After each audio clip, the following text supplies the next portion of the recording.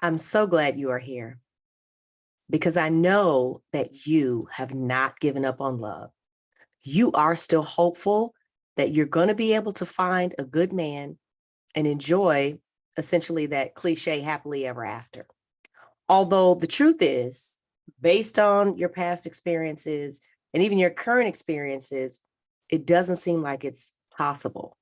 And so I want to talk to you about why there seems to be such a hold on Black women when it comes to singleness. Why is it that Black women are the highest unmarried group here in the United States? Why is that? But yet, amongst women, we are the highest group that is working.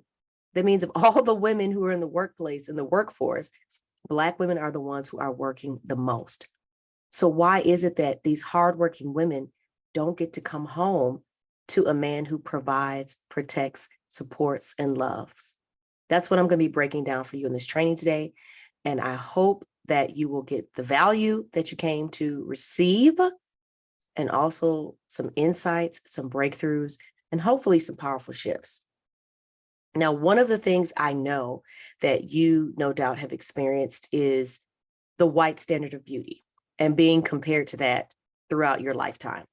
And I grew up in Detroit. It's a city that's predominantly Black. It was 80, well, it wasn't always, but when I grew up, it was 80% Black. And so, everyone that I saw, interacted with, our doctors, dentists, everybody was Black.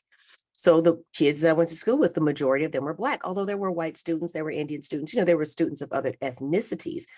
But I went to school with, Black kids. And my parents came from the Jim Crow South to Detroit because it was the highest paying school district back in the 70s. And so that's how I ended up there. But I share all that with you so that you can understand that even when you're looking at my hair, which is in its natural state, you understand the history and the evolution that it took for me personally to get to this point, just based on what I shared with you about my past. And why is that? Because everything about who we are, and especially our hair, has been demonized or vilified, I should say, and viewed as something negative, something to be changed, something to be, you got to change that texture, you got to straighten it, you got to perm it, you got to curl it. And then when I went natural in 2010, this still wasn't, it was still, you got to braid it, you got to twist out, you got to do all these things. And now, of course, the craze is the lace fronts. But no matter what, just being as is, just being who you are as is, has never truly been accepted or celebrated.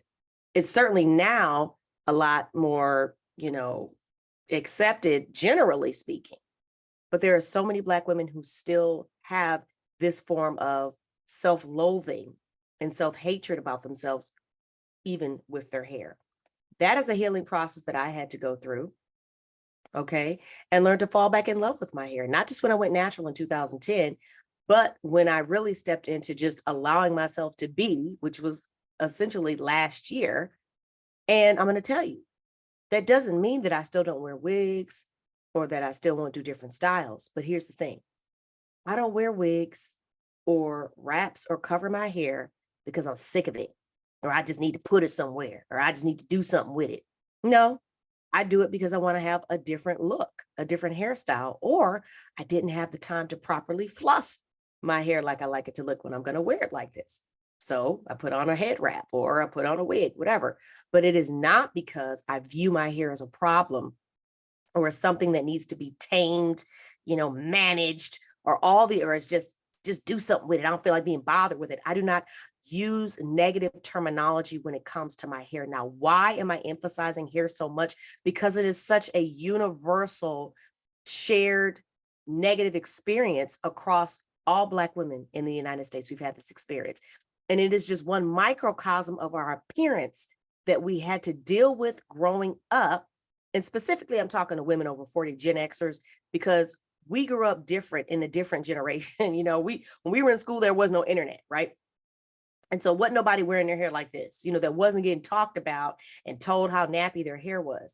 And so I'm sharing this with you because what I'm saying is it's not, the white standard of beauty wasn't like white people were going around and telling us we were ugly.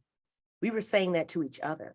And so many of us, and perhaps even you, grew up with the experience of being teased and made fun of for your features. Could have been the size of your nose, could have been the size of your lips, could have been how dark your skin was, could have been how light your skin was. People say, oh, you think you all that.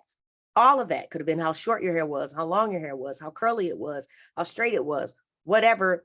We seem to always find something negative about our appearance simply because we don't look like a white woman with blonde hair and blue eyes. Now that is sad. And unfortunately, that teasing and bullying and self-hatred that we had, because I know I hated my hair when I was growing up. I hated it. And it took a long time for me to get to the place to where I loved it. But that had an impact. That had an impact on us. And then talk about your body. Now, I've always been thin, so that was an issue, because typically Black women are more shapely. And so it's like, oh, you're so skinny, whatever. But then the girls who were larger, they got teased for being too big. In fact, I worked with a woman and her underlying belief was, I'm a big girl. So I have to prove myself. I have to do more, so that people will accept me. I have to chase men. They won't just want to be with me because of my size. Everything that I ever want in life, I'm going to have to go the extra mile because of my size. And do you know who told her that? Her mother. And so she internalized that, and it held her back in so many different ways. And it wasn't until she came to work with me and we started unraveling that stuff that literally, like, her business exploded. Like, she has made more money since we've been working together than she has ever in her business. And she has started signing clients, millionaire clients, more than she ever has in this short amount of time that she and I have been working together. And that's because once I break down for you what's going on inside of here and how it unravels things, it affects your whole life, not just your relationships with men. But for her, she also met a nice man and is dating, and her whole attitude and the way she's grounded in it is completely different than it was before. And so I share that with you because what I want you to understand is, even when it came to my hair, what had to happen first? I had to love myself. And then how did I get to here? I told myself, my hair is not hard to deal with. My hair is beautiful and it is easy to care for. And literally, once I made that mindset shift, once I made that decision, it's not a problem. Not a problem. The little Tangle Teezer brush goes through it like butter, and it's a non-issue. Like I said, I will wear wigs and wraps when I just want a different style or a different look, or my hair is not, I didn't have time to do it, but not because I'm trying to hide something that I'm ashamed of or cover up something I don't want to deal with. Okay. So I had to love myself. I had to have a mindset shift. Do you see what I'm saying? My client, she had to unravel these things, and then it allowed her to make more money. It allowed her to attract a wonderful man. It's all the same pot. But let's get into it, because the fact is it's not only the fact that you've had to fight against the white standard of beauty, it is also that we have been conditioned to believe that we're only allowed to date Black men.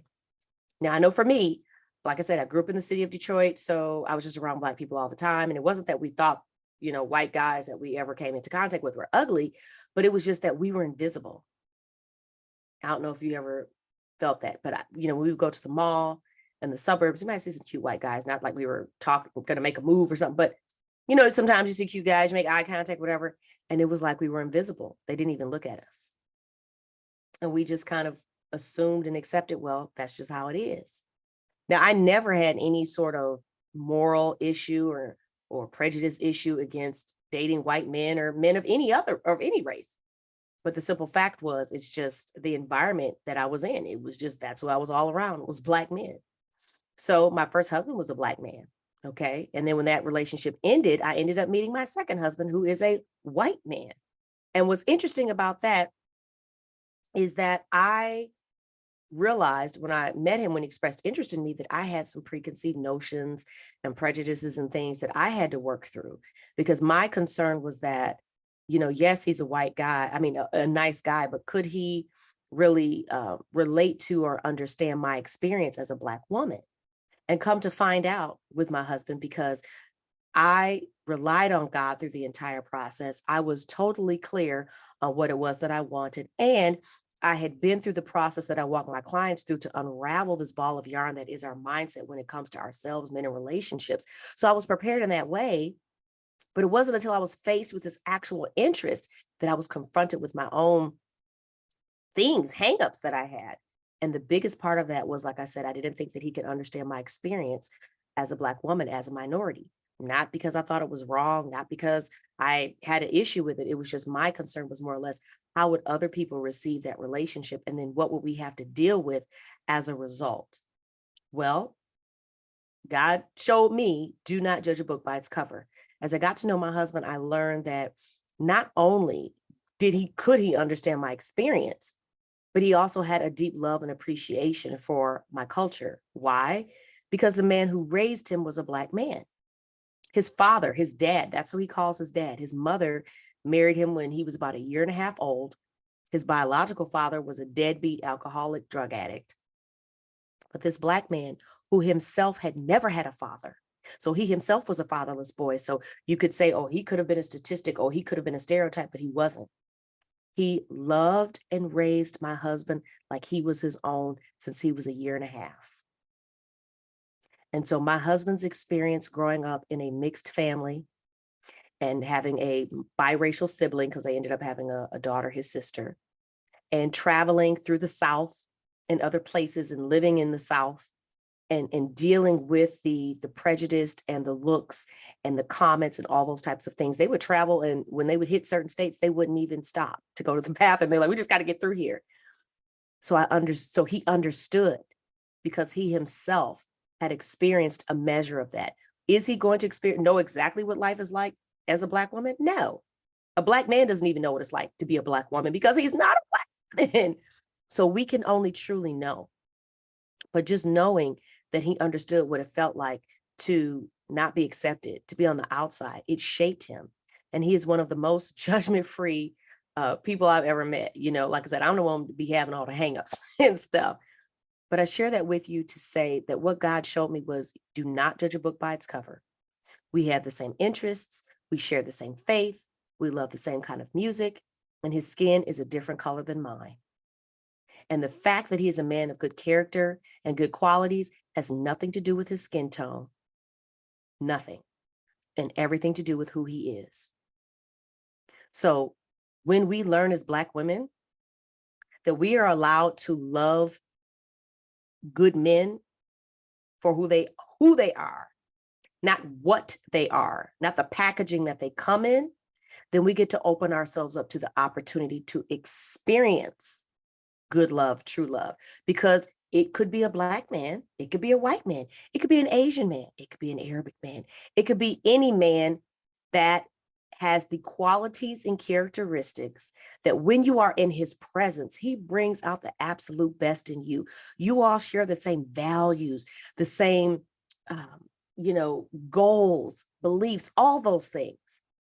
The more you understand this, then you will understand how much skin color does not matter. Because here's the thing, God is not partial. He does not judge people by the color of their skin or the texture of their hair. That is a human concept. That is a human thing. And so if you're asking him and praying to him to send you a good man, you have to understand that he is not going to shove it into whatever box you think is good for you. He's going to give you what you asked for. And the packaging is what it is, because what's on the inside is what actually counts. That's who that man really is. It's who he is, how he thinks, how he feels, what he believes, and how he sees you. That's the part that matters. And the fact is Black men have been dating interracially and internationally for decades. And so this is not some taboo thing, but yet some of us who are a little older, like us, a little Gen Xers, might feel like it is, because we think maybe, our families might feel some kind of way. Maybe our friends might look at us some kind of way, or maybe Black men might look at us like somehow we're betraying or selling them out. Totally false.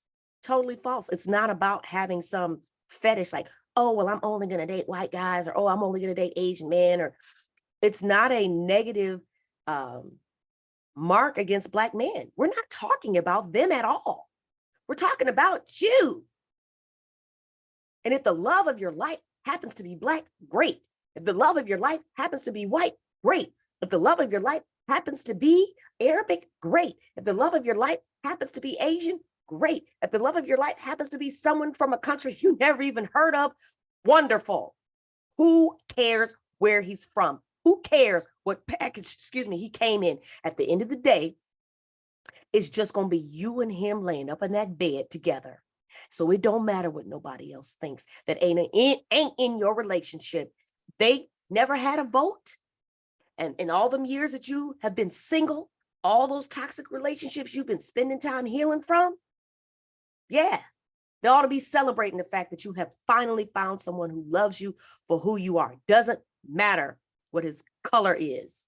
Doesn't matter what his culture is. Doesn't matter what his first language is. As long as the two of you are bonded together in a union in marriage and on the same page about the things that actually matter, that's the point. Because at the end of the day, all your naysayers, all these people that you're worried about, what they're going to think, like I said, they're not going to be laying up there in that bed with you, in him. They're not going to be living your life. They're not solving your problems. They're not paying your bills. So they don't get a vote. And literally, when you experience the love of a good man, you will understand even more deeply why and how you are not going to give two cares about what they have to say. Because you're like, this level of happiness I'm experiencing, y'all can keep, saying whatever you want to say, but I'm going to keep going ahead and being happy. Really don't care what you have to say about me. Don't, because people who are going to talk about you, people who are going to say negative things are people who have their own hangups. That's about them. That's their stuff. And you don't have to let nobody heap nothing on you that ain't yours. Now, another thing is that as Black women, that sometimes can be a hindrance to finding true love is this idea that we're all angry, or we're aggressive, or we're operating in our masculine. And let's break that down a little bit. So when I say operating in your masculine, what I mean is that feminine energy is about receiving. Masculine energy is about doing and giving.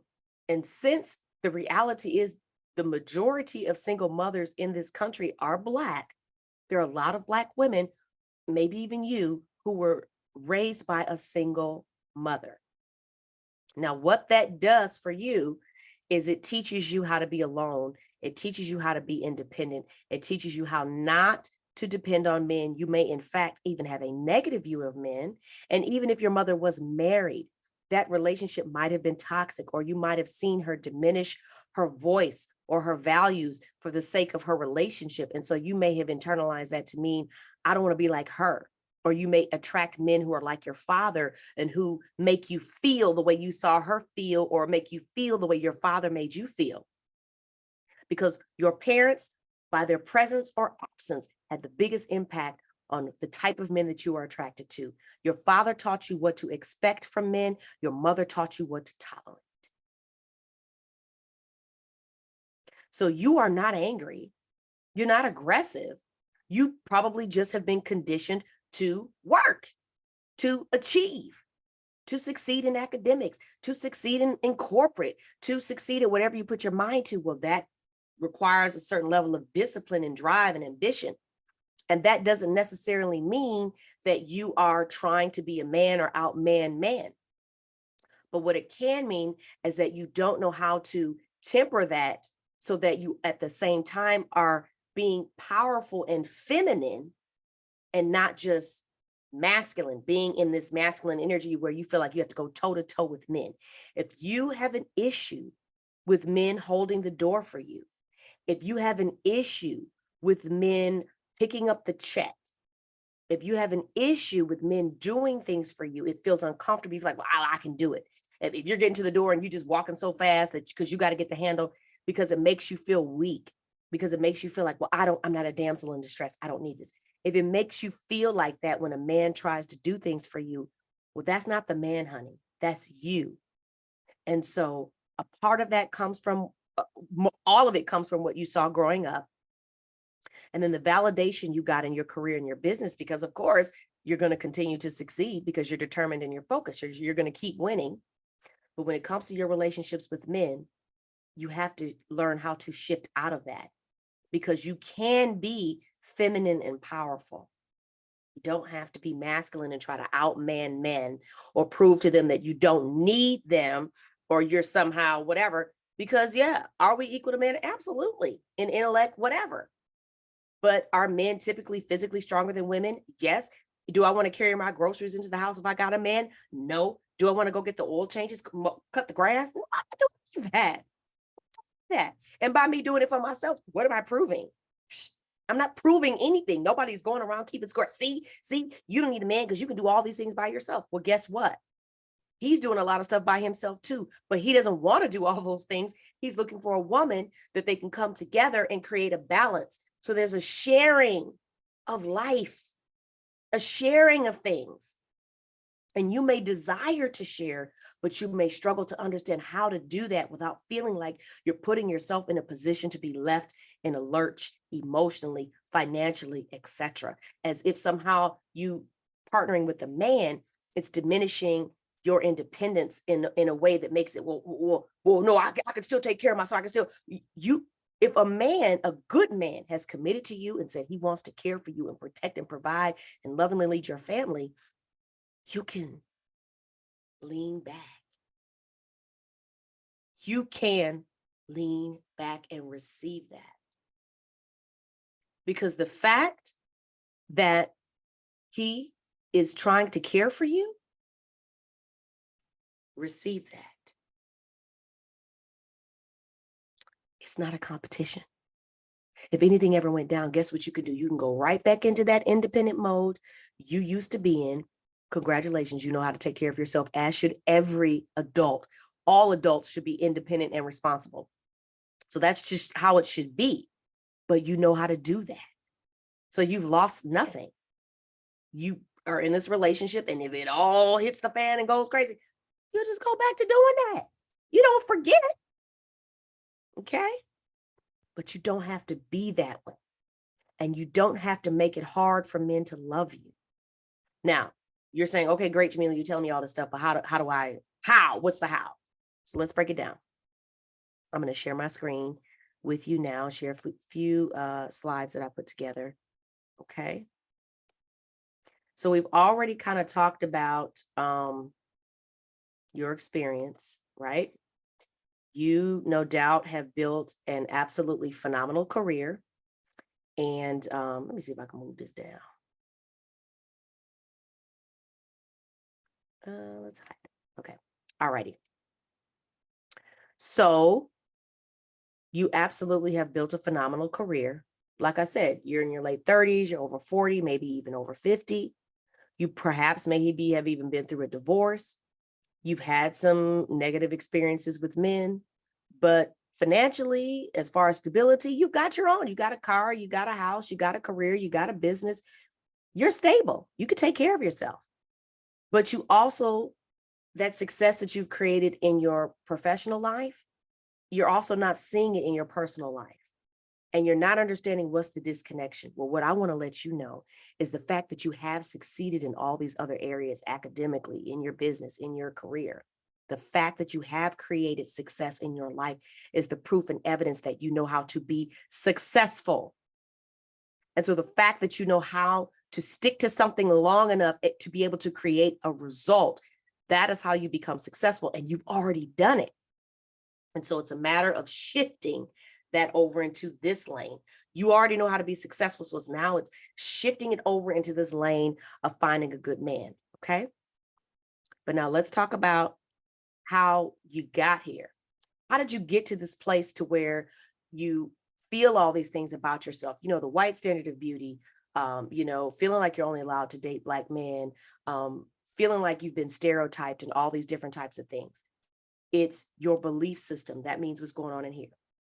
So if you think of our brains like a computer, which is the closest example and illustration I can use, your brain is like a computer.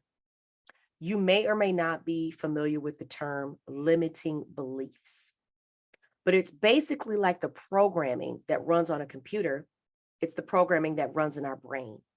It's what tells us what's true and possible for us when it comes to ourselves, when it comes to money, when it comes to men, when it comes to relationships, when it comes to career, when it comes to success, all of those things. And they were formed in childhood. And they came primarily from the relationship with your parents, how you experienced their presence or their absence, the things that they said, the things that you watched, the traumas that you experienced. And let me be clear, every single human being on the planet has experienced childhood trauma. Childhood trauma does not mean that were in foster care or whatever, and you've been left on the side of the road. No. It didn't have to be something crazy. Trauma simply means a painful experience. And we all had painful experiences because our parents were not perfect. And so they inadvertently caused harm to us. They didn't mean to, but they did. They caused harm to us by instilling beliefs in us that do not serve us anymore. They may have served us for a time, may have kept us safe, but at a certain point, they became obsolete and then started wreaking havoc on certain areas of our life. So now as an adult, you absolutely have the ability to shift those beliefs for yourself. You don't have to stay shackled to these beliefs that are causing you to experience heartbreak on repeat, loneliness on repeat, singleness like you're in a jail you can't break out of. But these beliefs, that's where they came from. They came from childhood. They also were conditioning that you received in your community, from your culture, in your school. All those things told you what was true and possible for you. And as a child, you accepted it. Children are wide open. We don't question. We just accept what we're told is truth. And so you accepted it all as truth. And guess what? It never changed. Even if consciously you said to yourself, oh, I want this, or oh, I'm cool with that. The programming didn't change. You can't listen. If you want to change the programming on your real computer, unless you're a computer programmer, do you know how to go in there and sit down and just, okay, I'm just going to rewrite some code? No, you don't. And your computer is never going to be able to do anything beyond its programming. You might want your computer, computer, I need you to go to the grocery store, buy me some food. Your computer's not going to do that. It's not even built for that. But you don't even have the programming in there to tell it how to do that. So the same thing is true of us and our brains. The programming, what we believe to be true and possible for ourselves, is always what's going to hold us hostage. So the truth is, ladies, or the truth is, because I'm really just talking to you, the truth is, it is all in here. Because what you have been conditioned and told is true is not. All a belief is something that you've told yourself over and over and over again and come to accept as truth. And your brain is in the business of proving you right. And so in your life, you have attracted experiences that have played out exactly like your brain told you they would to prove you right. That's the business your brain is in.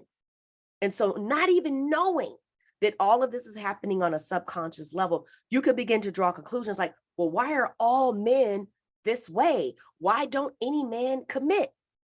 Why are this men? It's not all men. It's the men that you are attracted to and attracting to you, because on a subconscious level, there's something in your brain, a belief, some programming that's telling you, this is what you should expect from men. This is what they're supposed to be like. This is what a relationship, this is what's normal. This is what's normal. This is what's familiar, not what's good for you. Normal and familiar. Whatever is normal and familiar to your brain, that is what you will always continue to attract and create in your life. Okay. And that's true of all areas, not just only, in your relationships with men. But this is how it happened. Okay. Now, because of these beliefs that you have in your brain that have conditioned you to believe all these things about your state as a Black woman and what you're allowed to have and who you're allowed to be. And even though consciously you may say, yeah, I want a good man. And yeah, I don't care what color he is, as long as he's good to me, I'm open to that. And yeah, I'm not angry. I'm feminine. I'm happy for a man to come pay all my bills. I'll quit tomorrow and be a kept woman and drive the Benz and go to my Pilates classes, okay? You might be saying that consciously, but subconsciously, your beliefs don't align with that. And so your results, that means the evidence that you see in the men that you're choosing or the men that keep showing up or the conversations that you're having or the conflicts you're experiencing, that's the evidence that tells you what you actually believe to be true. And so your beliefs are keeping you locked in a prison of singleness. Now, here's the thing. I know that you are not single because of the fact that you couldn't find a man, right? If you just wanted any man, you could be married, you could have a man. Would you be happy? No. Would you be in a toxic situation? Yes. But you have standards. And I love that for you because you ought to have standards. So, you've learned enough to say no, right, to certain kinds of men, but you're like, but where are the ones that I want? Why aren't they showing up? It's because your brain is essentially in prison. It is shackled to the beliefs that are floating around and they're telling you what's true and possible for you. So no matter how hard you try, you cannot create the results that you want because the programming has not been installed. The code has not been changed. And so your beliefs keep leading you to heartbreak. Your beliefs keep leading you to toxicity. Your beliefs keep leading you to being single. And when I'm talking about your beliefs, I'm talking about, listen, they're all beliefs. Some of them are limiting. They are limiting you, keeping you from having what you want because you're not allowed to have it. It's not possible for you. You can't do that. Who do you think you are? You're this, you're that. You don't get to have that. And it's not even really your voice. It's the voice of all those people. Could have just been your parents, your caregivers, your teachers, all those people when you were growing up that told you about yourself and you accepted it and you believed it. And what has it done? It has led you here. Now, did it lead you here to the success you've experienced in your career and business? Absolutely. But is it working for you when it comes to your relationships with men? No. Okay. And so that means that something's got to give. Something's got to change. So you get to decide now. You're an adult, you're a grown woman. You're no longer at the whim and mercy of your parents, of your caregivers, of your teachers, any of that. You actually can consciously make the decision to be deliberate and intentional about shifting your beliefs. And it does not require hypnosis. It does not require you to do something woo or anything out there that you're uncomfortable with. No, not at all, because I'm not into those things. I don't hypnotize my clients. I don't do any of that. And yet they're able to experience powerful results when they shift their subconscious beliefs and experience a mindset that allows them to really just receive and welcome in abundance in every area of their life. Like I said, it just unravels everything. The money comes, the men come, the better friendships, all of that. And so you get to decide that you're allowed to be married and have a happy relationship with a Black man, a white man, or whatever color man you want. You get to open that door and allow yourself to be free, that it's who he is as a person is what matters. Because when you understand that and you connect and get that there, it's like, you're unshackled. You get to decide what your body's going to look like. And if you're going to be healthy, you don't have to be stuck in a family pattern or a generational cycle. You get to decide, I'm over 40, but I do want to have a baby. And you get to decide that with your husband, the future wonderful husband that you're going to have. You get to decide that and take the steps to make that happen. You get to fall in love with your hair and wear it any kind of way you want and feel beautiful and gorgeous and confident in it. You get to have the life and relationship of your dreams. You get to decide to have that, because as soon as you decide that that is your new reality, your brain, your subconscious will set about the task of starting to create it for you. It is just like the red car story. When you get a red car, let's say you bought a red car and you go out on the road and you're like, oh my gosh, everybody has a red car. Did everybody just go out and buy a red car because I have a red car and everybody's trying to be like me? They out here biting, It's like, no. It's just that the red cars were always there. You just couldn't see them. Do you have any idea how much information our brain takes in at any and all times, how much we see and hear? And it filters out what's irrelevant based on our belief system.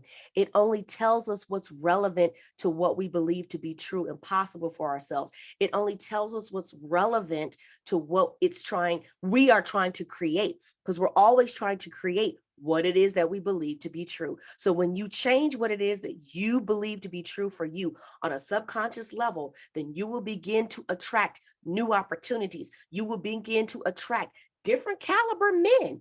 You begin to see yourself completely differently. You'll be calling in new types of clients, more money, all the things.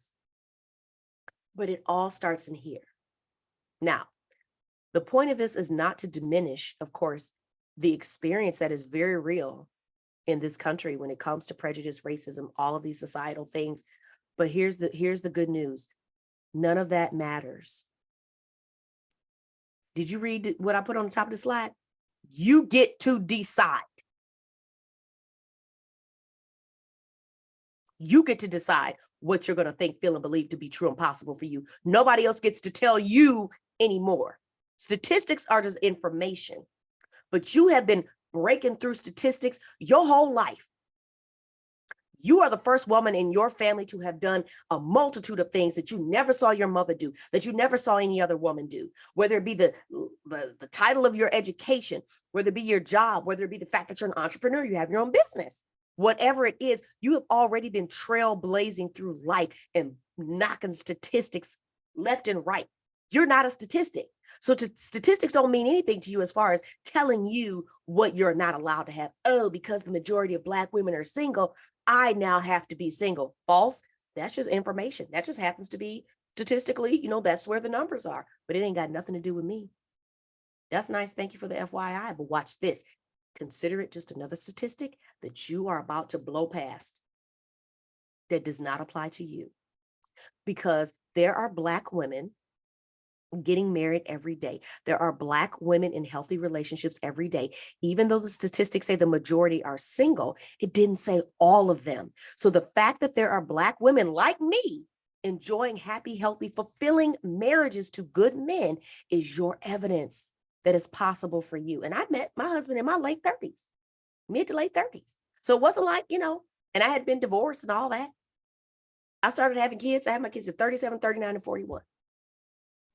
So I'm really living the second chapter of my life, and this is the best chapter of my life. So you also get to decide that it is not too late for me to have what I want. It's not too late for me to have the life that I dreamed of. It's the best time. It is not too late. It is the best time because you've never been wiser, you've never been wealthier, and you've never been better. But you got to decide this is what you want. Okay? So I'm going to go ahead and stop sharing my screen. Now, I want to thank you for being here with me in this training. Below this video, you're going to see a couple of options. One is for you to join my private Facebook group. The other is for you to book a call. I would love to have a conversation with you about your unique and specific relationship challenges and how I can support you and empower you in overcoming them so that you can have the life and relationship with a good man that you so deeply desire, because you deserve it. It is literally only and simply what's going on in here, and it can absolutely change and set you up for success in that relationship that you've been dreaming of. So click both buttons, book your call, join the Facebook group, and thank you again for being here with me. And I look forward to speaking with you soon.